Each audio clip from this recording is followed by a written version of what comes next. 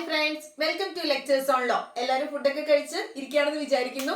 അപ്പൊ ക്ലാസ്സസ് കേൾക്കാനായിട്ട് നമ്മൾ കോൺട്രാക്ടിന്റെ ക്ലാസ് ആണ് ഇന്ന് നമ്മൾ നോക്കുന്നത്. അപ്പൊ കോൺട്രാക്ടിന്റെ ക്ലാസ്സസ് ഞാൻ അപ്ലോഡ് ചെയ്തിട്ടുണ്ടായിരുന്നു കുറച്ച് ക്ലാസ്സസ്. അപ്പൊ നിങ്ങൾ ആ ക്ലാസ്സസ് കണ്ടു നോക്കുക. അപ്പൊ അതിനുശേഷം അതിന്റെ ബാലൻസ് ക്ലാസ് ആണ് നമ്മൾ എടുക്കുന്നത്. കോൺട്രാക്ട് IPC നമ്മൾ കവർ ചെയ്തിട്ടുണ്ട്. അപ്പൊ അത് നോക്കുക. അപ്പൊ കോൺട്രാക്ടിന്റെ ബാക്കി ക്ലാസ് ആണ്. ഈ ഒരു ക്ലാസ്സും കൂടി മതി, കോൺട്രാക്ടിന്റെ ക്ലാസ് തീരും. സോ കോൺട്രാക്ടിന്റെ ക്ലാസ്സിൽ നമ്മൾ സെക്ഷൻ 10 പഠിച്ചായിരുന്നു. സെക്ഷൻ 10 ക്ലാസ്സസ് ഡെയിലി കേൾക്കുന്നവരാണ് എങ്കിൽ സെക്ഷൻ 10 ഒക്കെ നല്ല ഓർമ്മയായിരിക്കും. അപ്പൊ സെക്ഷൻ 10 പഠിച്ചത് നമ്മൾ എന്തൊക്കെ എഗ്രിമെന്റുകളാണ് contract, what all agreements are contract, എന്തെല്ലാം തരത്തിലുള്ള എഗ്രിമെന്റുകളാണ് കോൺട്രാക്ട് ആകുന്നത് എന്നാണ് സെക്ഷൻ 10 പറയുന്നത്. ക്ലാസ് കേൾക്കാത്തവർക്ക് വേണ്ടി ഞാൻ ഒന്ന് ജസ്റ്റ് റിപ്പീറ്റ് ചെയ്യാം, സമറൈസ് ചെയ്ത്. അപ്പൊ എന്തൊക്കെ എഗ്രിമെന്റുകളാണ് കോൺട്രാക്ട് ആവുന്നത്? എല്ലാ എഗ്രിമെന്റും കോൺട്രാക്ട് ആവില്ല.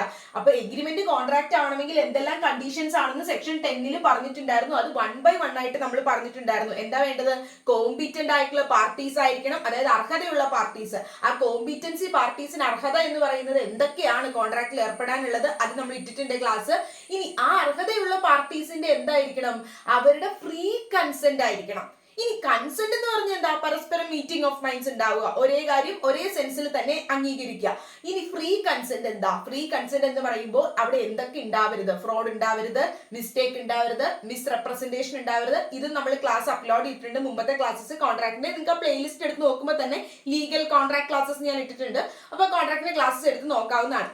അപ്പൊ ഫ്രീ കൺസെന്റ് ഉണ്ടാവണം, പാർട്ടീസ് കോമ്പീറ്റന്റ് ആയിരിക്കണം, അവരുടെ ഫ്രീ കൺസെന്റ് ആയിരിക്കണം. പിന്നെ അതുപോലെ തന്നെ എന്തായിരിക്കണം? ലോഫുൾ ആയിട്ടുള്ള കൺസിഡറേഷൻ. എന്താണ് കൺസിഡറേഷൻ? അതിൽ പ്രിവിറ്റി ഓഫ് കൺസിഡറേഷൻ കോൺസെപ്റ്റ് എന്താണ് എന്നുള്ളതൊക്കെ നമ്മൾ ഇട്ടിട്ടുണ്ട്. പാസ്റ്റ് കൺസിഡറേഷൻ എന്താണ്? കൺസിഡറേഷൻ ഇല്ല എങ്കിൽ എഗ്രിമെന്റ് വോയിഡ് ആകും. എന്നാൽ അത് എല്ലാ സമയത്തും ആവില്ല, അവിടെയും എക്സെപ്ഷൻസ്, ആനുകൂല്യങ്ങൾ പറയുന്നുണ്ട്. അത് ഏതൊക്കെയാണെന്നുള്ള ക്ലാസ്സസ് ഒക്കെ കണ്ടു നോക്കുക.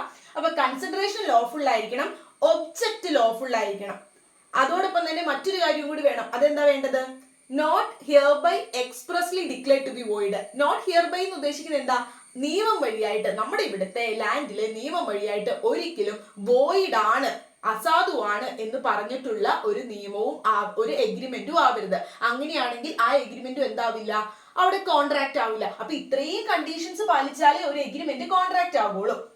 അപ്പോ ഏതെല്ലാം തരത്തിലുള്ള എഗ്രിമെന്റുകളാണ് അൺലോഫുൾ എഗ്രിമെന്റ്? അൺലോഫുൾ എന്ന് പറഞ്ഞാൽ എന്താ? ലോഫുൾ എന്ന് പറയുമ്പോൾ നമുക്കറിയാം നിയമപ്രകാരമുള്ള. ലോഫുൾ അല്ല, നിയമത്തിന് അതീതമായിട്ടുള്ള രീതി, അല്ലെങ്കിൽ ഈ പറയുന്ന നിയമപ്രകാരം അല്ലാത്ത അൺലോഫുൾ ആയിട്ടുള്ള എഗ്രിമെന്റുകൾ ഏതൊക്കെയാണ് സെക്ഷൻ 23 പറയുന്നുണ്ട്. സെക്ഷൻ ഓർത്തില്ലേലും കുഴപ്പമില്ല, ഞാൻ ഈ പറയുന്ന കാര്യം ഓർത്താൽ മതി. ആ സെക്ഷൻ 10 ഓർക്കണം കേട്ടോ. സെക്ഷൻ 10 ക്ലാസ്സസ് നിങ്ങൾ കേൾക്കുക, അത് ഓർക്കുകയും ചെയ്യാം. അതിന്റെ ബാലൻസ് ആണ് നമ്മൾ വരുന്നതൊക്കെ. മെയിൻ ഇമ്പോർട്ടന്റ് സെക്ഷൻസ് ആണ് അതൊക്കെ, ആദ്യത്തെ ക്ലാസ്സസിൽ ഇട്ടതൊക്കെ.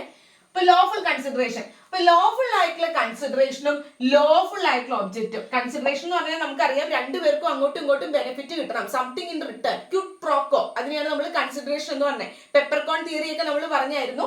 അപ്പൊ കൺസിഡറേഷനും വേണം, അത് ലോഫുൾ ആയിരിക്കണം, നിയമപ്രകാരമുള്ള കൺസിഡറേഷൻ ആയിരിക്കണം കൊടുക്കേണ്ടത്. ഞാൻ വീട് കൊടുക്കുമ്പോൾ തിരിച്ചെനിക്ക് കഞ്ചാവ് തന്നാൽ അത് ലോഫുൾ അല്ല കൺസിഡറേഷൻ. അപ്പൊ ലോഫുൾ കൺസിഡറേഷൻ ആയിരിക്കണം, ഒബ്ജക്റ്റ് ലോഫുൾ ആയിരിക്കണം. ഒരാളെ കിഡ്നാപ്പ് ചെയ്യാൻ വേണ്ടി, മർഡർ ചെയ്യാൻ വേണ്ടി ഞങ്ങൾ തമ്മിൽ എഗ്രിമെന്റിൽ ഏർപ്പെട്ടാൽ അതിന്റെ ഒബ്ജക്റ്റ് ലോഫുൾ അല്ല, അതിന്റെ മോട്ടോ അല്ലെങ്കിൽ എയും അവിടെ ലോഫുൾ അല്ല. അപ്പൊ ലോഫുൾ ഒബ്ജക്റ്റും ലോഫുൾ കൺസിഡറേഷനും വേണം. അങ്ങനെയുള്ള ഒരു എഗ്രിമെന്റ് സെക്ഷൻ 10 പ്രകാരം ഒരു എഗ്രിമെന്റ് എന്താവണം? കോൺട്രാക്ട് ആവണം. ടു ബിക്കം കോൺട്രാക്ട് ആവണമെങ്കിൽ അവിടെ എന്ത് വേണം? ലോഫുൾ ആയിട്ടുള്ള കൺസിഡറേഷനും ലോഫുൾ ആയിട്ടുള്ള ഒബ്ജക്റ്റും വേണം. ഇനിയിപ്പോ സപ്പോസ് ലോഫുൾ ആയിട്ടുള്ള നിയമപ്രകാരമുള്ള ഒരു കൺസിഡറേഷനും ലോഫുൾ ആയിട്ടുള്ള ഒരു ഒബ്ജക്റ്റും അല്ല ആ കോൺട്രാക്റ്റിലുള്ളത്, സോറി ആ എഗ്രിമെന്റിലുള്ളത്. അങ്ങനെയാണെങ്കിൽ ലോഫുൾ കൺസിഡറേഷനും ലോഫുൾ ഒബ്ജക്റ്റും അല്ലാതെ അൺലോഫുൾ ആയിട്ടുള്ള കൺസിഡറേഷനും അൺലോഫുൾ ആയിട്ടുള്ള ഒബ്ജക്റ്റും ഉള്ള ഒരു എഗ്രിമെന്റ് ആണ് എങ്കിൽ ആ എഗ്രിമെന്റ് എന്താണ്? വോയിഡ് ആണ്. കാരണം എന്തുകൊണ്ട്? ഇത് അൺലോഫുൾ അല്ലേ.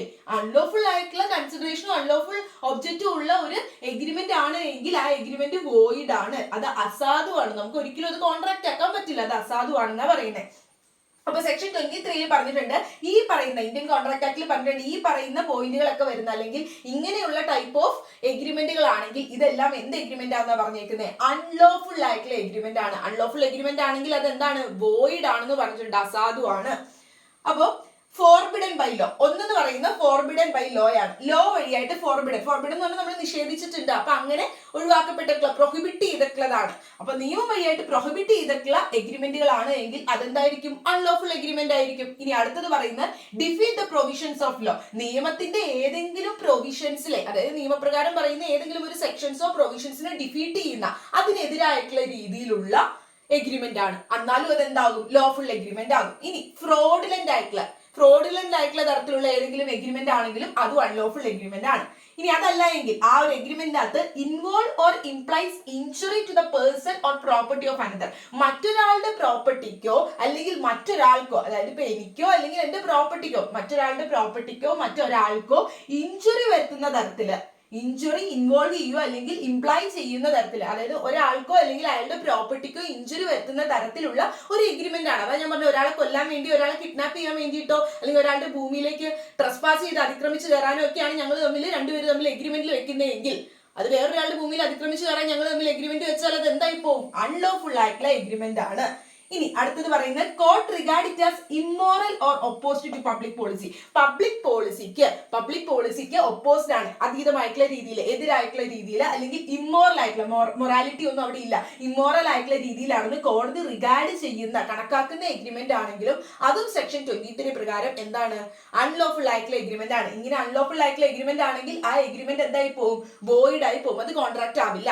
അപ്പൊ ഇതാണ് അൺലോഫുൾ എഗ്രിമെന്റ് ഏതൊക്കെയാണെന്ന് പറയുന്നത്. ഇനി പറഞ്ഞിട്ടുണ്ട് അൺലോഫുൾ ആയിട്ടുള്ള ഒബ്ജക്റ്റ് ആണെങ്കിലും അൺലോഫുൾ ആയിട്ടുള്ള കൺസിഡറേഷൻ ആണെങ്കിലും ആ എഗ്രിമെന്റ് വോയിഡ് ആയി പോകും എന്ന് പറഞ്ഞു. ഒരു എക്സാമ്പിൾ പറയാം, ഇപ്പൊ ഞാൻ ഒരാളോട് വീട് വിൽക്കാൻ താല്പര്യമുണ്ട്, 1 ലക്ഷം രൂപയ്ക്ക് എന്ന് പറഞ്ഞു, അയാൾ വാങ്ങാൻ താല്പര്യമുണ്ടെന്ന് പറയുന്നു. അയാൾ വാങ്ങുന്നത്, ഞാൻ ചോദിച്ചത് എന്റെ വീട് 1 ലക്ഷം രൂപയ്ക്ക് വാങ്ങുന്നുണ്ടോന്ന്, അയാൾ വാങ്ങാൻ റെഡിയാണെന്ന് പറയുന്നു, ഞാൻ വീട് കൊടുക്കുന്നു, തിരിച്ചെനിക്ക് 1 ലക്ഷം രൂപ കിട്ടുന്നു. അങ്ങോട്ടും ഇങ്ങോട്ടും കൺസിഡറേഷൻ ഒക്കെ ഉണ്ട്. ഇത് ലോഫുൾ കൺസിഡറേഷൻ ആണ്, ലോഫുൾ ഒബ്ജക്റ്റ് ആണ്.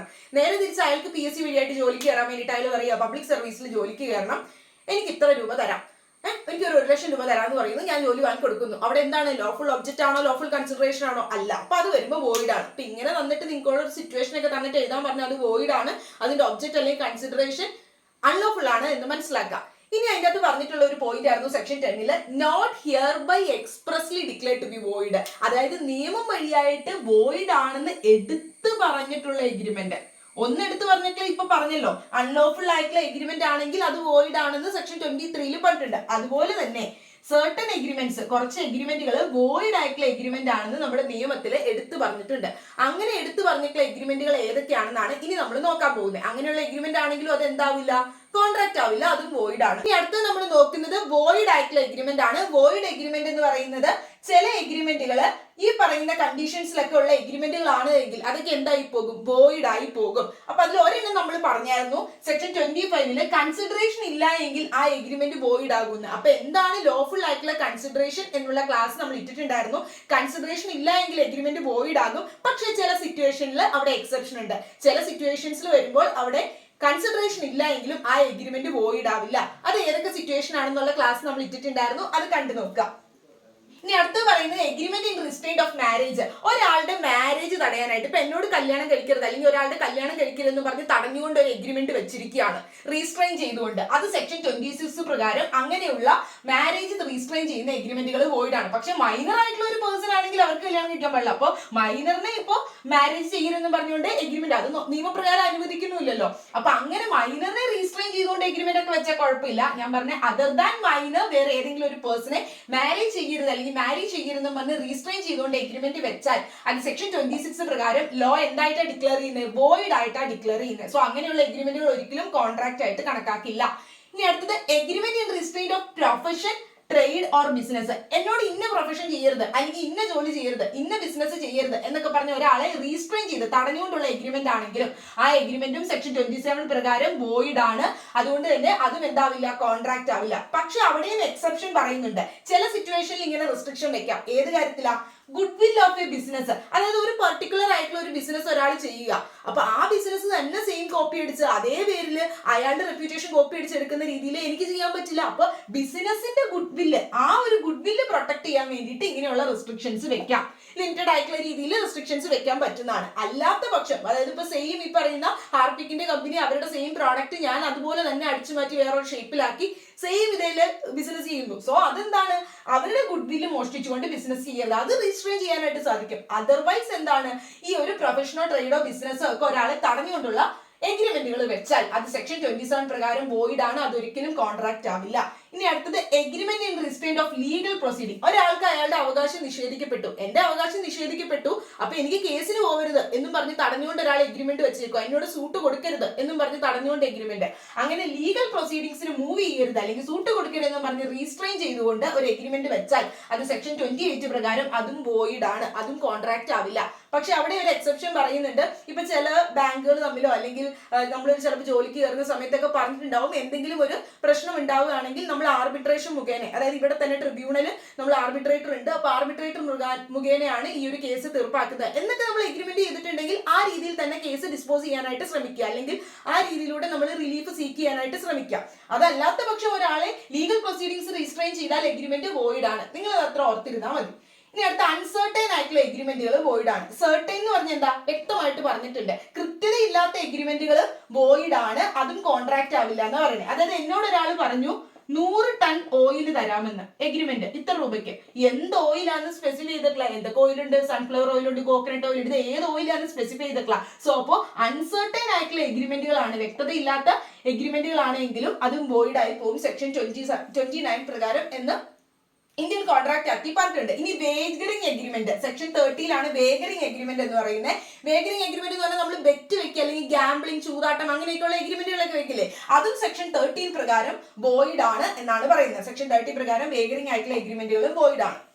സോ ഇല്ലീഗൽ അല്ല കേട്ടോ, കാരണം നമ്മുടെ ഇവിടെ ലോട്ടറി ഒക്കെ നടക്കുന്നുണ്ട്. അപ്പൊ ലീഗൽ ആയിട്ടുള്ള രീതിയിൽ ഗവൺമെന്റ് ഒക്കെ ഓതറൈസ് ചെയ്തിട്ടുള്ള ലോട്ടറി ഒക്കെ നടത്തിയാൽ അത് ഇതല്ല, ഇല്ലീഗൽ അല്ല. ഞാൻ പറഞ്ഞത് വേഗറിംഗ് എഗ്രിമെന്റ് ബെറ്റിംഗ് അതുപോലെ തന്നെ ഗാംബ്ലിംഗ് മുതലായ കാര്യങ്ങളൊക്കെയാണ് പറയുന്നത് വോയിഡ് ആണ്, ഇല്ലീഗൽ ആണ് എന്നല്ല പറഞ്ഞത്, വോയിഡ് ആണ്. കാരണം അത് ഈ പറയുന്ന തരത്തിൽ ഗവൺമെന്റ് ഓതറൈസ്ഡ് ആയിട്ട് നടത്തുന്നതൊക്കെ ആണെങ്കിൽ ഓക്കെ, നമുക്കിപ്പോൾ ലോട്ടറി അടിച്ച് പൈസ കിട്ടിയില്ലെങ്കിൽ അതൊക്കെ നമുക്ക് വാങ്ങിയെടുക്കാൻ പറ്റും. അതർവൈസ് ഇപ്പൊ പറഞ്ഞ നാളെ മഴ പെയ്യുവാണെങ്കിൽ നിനക്ക് ഞാൻ 500 രൂപ തരാം, ഞാൻ ഒരാൾ കൂടി വെച്ച് വെച്ചു, അപ്പൊ അയാൾ പറഞ്ഞ മഴ പെയ്തില്ലെങ്കിൽ തിരിച്ച് ഞാൻ നിനക്ക് 500 തരാം, എന്നിട്ട് ആ പൈസ കിട്ടിയില്ല എന്ന് പറഞ്ഞാൽ എനിക്ക് കോടതി പോയി സൂട്ട് കൊടുത്ത് വാങ്ങിയെടുക്കാൻ പറ്റും? ഇല്ല. ഇങ്ങനെയുള്ള ഒരു അൺസർട്ടൈൻ ആയിട്ടുള്ള ഒരു ഇവന്റ് നടക്കുമ്പോൾ നമുക്ക് ഇത്ര രൂപ തരാം അങ്ങനെയൊക്കെ പറഞ്ഞുകൊണ്ട് നമ്മളൊരു എഗ്രിമെന്റിൽ ഏർപ്പെട്ടാൽ അതൊരു ചാൻസ് അവിടെ ഉള്ളൂ. അങ്ങനെയുള്ള വേഗറിംഗ് എഗ്രിമെന്റുകളൊക്കെ വോയിഡ് ആണ് സെക്ഷൻ 30 പ്രകാരം. അപ്പൊ ഇത്രയും പറയുന്ന എഗ്രിമെന്റുകൾ സെക്ഷൻസ് ഓർത്തില്ലെങ്കിലും കുഴപ്പമില്ല, നിങ്ങൾ ഓർക്കുകയാണെങ്കിൽ അത്രയും നല്ലത്. അപ്പൊ അങ്ങനെയുള്ള എഗ്രിമെന്റുകൾ വോയിഡ് ആണ് എന്ന് ലോയിൽ ഡിക്ലെയർ ചെയ്ത് പറഞ്ഞിട്ടുണ്ട് ഇന്ത്യൻ കോൺട്രാക്ട് ആക്ടില്. അപ്പൊ ഇങ്ങനെയുള്ള എഗ്രിമെന്റുകൾ വോയിഡ് ആയതുകൊണ്ട് തന്നെ ഈ എഗ്രിമെന്റ് എന്താവില്ല, കോൺട്രാക്ട് ആവില്ല.